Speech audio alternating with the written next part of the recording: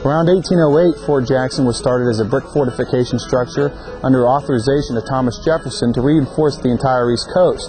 Fort Jackson is actually named after not Andrew or Stonewall, but actually named after James Jackson, the state icon. Fort Jackson would serve as the headquarters for the Savannah River for the Confederacy from 1861 to 64, and they effectively did this keeping out a 62 Union ship blockade. Then in late December of 1864, William Tecumseh Sherman of the Union Army came to Savannah with 60 to 70,000 troops. The Confederacy only had 8 to 9,000. Being greatly outnumbered, they had to evacuate Fort Jackson, and then the Union would occupy Fort Jackson for about 3 months.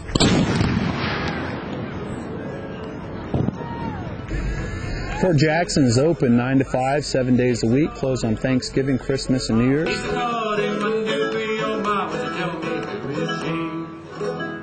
Savannah has been called a place of live oaks and dead people.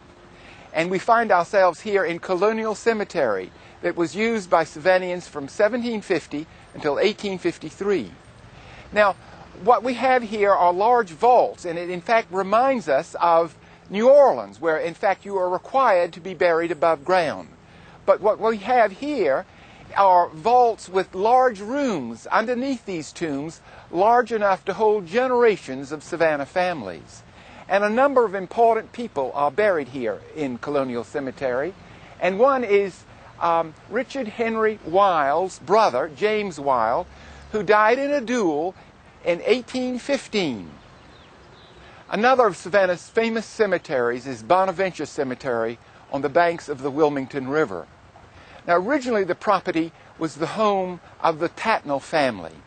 But Christmas time 1800, the big house caught fire during a dinner party. The colonel simply ordered the table out onto the lawn, and legend has it that the dinner guests finished their meals watching the house burn to the ground.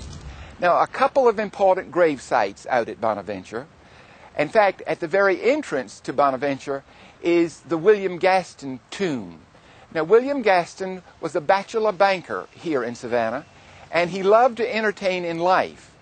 And when he died, his tomb was a receiving vault, so that when visitors came to Savannah and died, they visited with Mr. Gaston until arrangements could be made with their respective families.